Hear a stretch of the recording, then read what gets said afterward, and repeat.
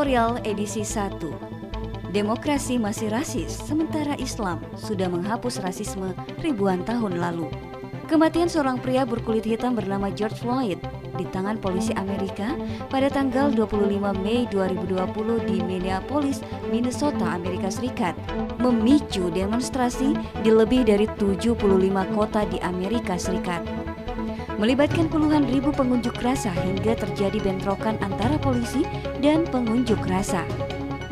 Sebelumnya pernah terjadi kasus Eric Garner yang juga meninggal di tangan polisi di New York pada Juli 2014. Kematiannya memicu demonstrasi besar, bahkan mendorong terjadinya gerakan Black Lives Matter atau nyawa orang kulit hitam itu berarti.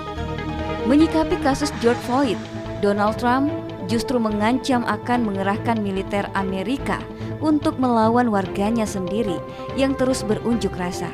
Dia mengatakan ketika penjarahan dimulai, penembakan dimulai. Menjadi lucu bukan? Amerika Serikat sebagai negara pelopor demokrasi justru terjadi konflik rasial yang berulang.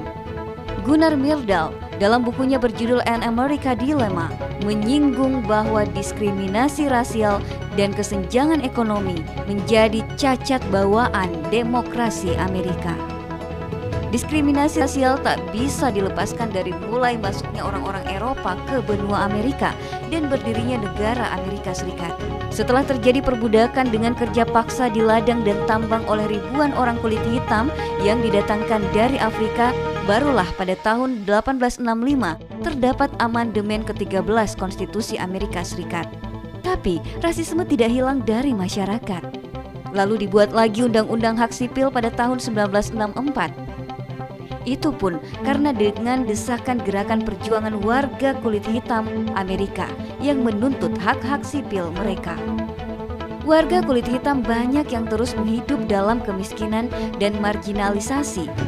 Menurut laporan Deutsche Welle dari tahun 1974 hingga 2018, pendapatan rata-rata orang kulit hitam termasuk yang terendah di Amerika. Kondisi politik, ekonomi, dan pengadilan yang tidak adil di Amerika Serikat selama beberapa dekade terakhir menyebabkan sedikitnya 50% anak-anak kulit hitam hidup dalam kemiskinan. Menurut statistik resmi, tingkat pengangguran di antara orang kulit hitam jauh lebih tinggi daripada orang kulit putih. Nyatanya, demokrasi tidak menjamin negara bebas dari diskriminasi, termasuk diskriminasi sosial. Justru, ia disinyalir bagian dari jalan menumbuh suburkan diskriminasi tersebut. Nah, sekarang kita bandingkan dengan Islam. Islam memposisikan heterogenitas atau keberagaman bahasa dan warna kulit sebagai fitrah alami manusia. Hal itu sekaligus membuktikan kekuasaan Allah Subhanahu wa Ta'ala sebagaimana firman-Nya yang artinya di antara tanda-tanda kekuasaannya ialah Dia menciptakan langit dan bumi serta ragam bahasa dan warna kulit kalian. Sungguh pada yang demikian benar-benar terdapat tanda-tanda bagi orang-orang yang mengetahui. Quran Surah Ar-Rum ayat 22. Bahkan keberagaman suku bangsa itu menjadi sarana untuk saling kenal mengenal. Sesuai dengan firman Allah, "Hai manusia, sungguh kami telah menciptakan kalian dari laki-laki dan perempuan. Kemudian kami menjadikan kalian berbangsa-bangsa dan bersuku-suku agar kalian saling mengenal. Sungguh yang paling mulia di antara kalian adalah yang paling bertakwa. Sungguh Allah Maha Tahu lagi Maha Teliti." Quran Surah Al-Hujurat ayat 13. Rasulullah Shallallahu Alaihi Wasallam saat Haji Wada, saat tiba di Namirah, yakni sebuah desa sebelah timur Arafah di depan ribuan jamaah haji, Nabi Shallallahu Alaihi Wasallam bersabda, "Sungguh ayahmu satu, semua kalian berasal dari Adam. Adam diciptakan dari tanah. Tiada kelebihan orang Arab atas non-Arab, tiada kelebihan non-Arab atas orang Arab, kecuali karena ketakwaan.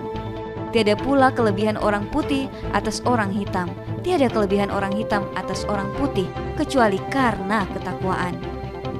Bahkan Rasulullah Shallallahu Alaihi Wasallam pernah marah kepada sahabat Abu Dzar Al-Ghifari saat berselisih dengan sahabat Bilal radhiyallahu an, karena Abu Dzar radhiyallahu an memanggil Bilal radhiyallahu an dengan sebutan Ya Ibna As-Saudah, artinya hai anak seorang perempuan hitam. Rasulullah SAW dengan tegas mengatakan kepada Abu Dzar radhiyallahu an bahwa Abu Dzar, kamu telah menghina dia dengan merendahkan ibunya.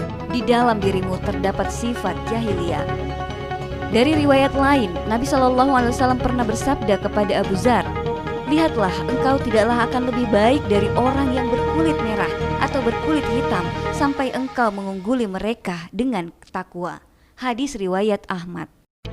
Dalam sejarahnya sistem politik Islam, yakni khilafah, terbukti berhasil menyatukan manusia dari berbagai ras, warna kulit dan suku bangsa, bahkan hampir 2/3 dunia selama lebih dari 10 abad. Hal ini tidak mampu dilakukan oleh ideologi lain. Wilayah-wilayah yang dibebaskan oleh khilafah Islam diperlakukan secara adil. Mereka tidak dieksploitasi seperti yang dilakukan oleh negara-negara imperialis pengemban peradaban demokrasi kapitalisme. Dakwah dilakukan tanpa memaksa non-muslim untuk masuk Islam. Islam mampu menyatukan umat manusia dari berbagai ras, warna kulit, suku, bangsa maupun latar belakang agama menjadi sebuah masyarakat yang khas dalam sistem khilafah Islam. Hal ini sangat jelas diakui oleh sejarawan barat bernama Will Durant.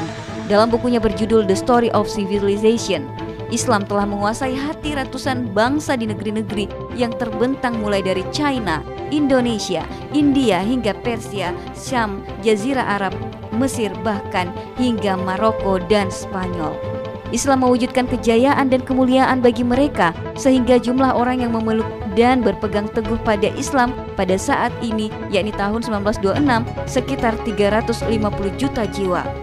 Islam telah menyatukan mereka dan melunakkan hati mereka walaupun ada perbedaan pendapat maupun latar belakang politik di antara mereka. Wallahu a'lam bishawab. Terima kasih telah mendengarkan K-Editorial edisi 1. Silahkan mendengarkan di edisi-edisi berikutnya. Jazakumullah khairan katsira. Assalamualaikum warahmatullahi wabarakatuh.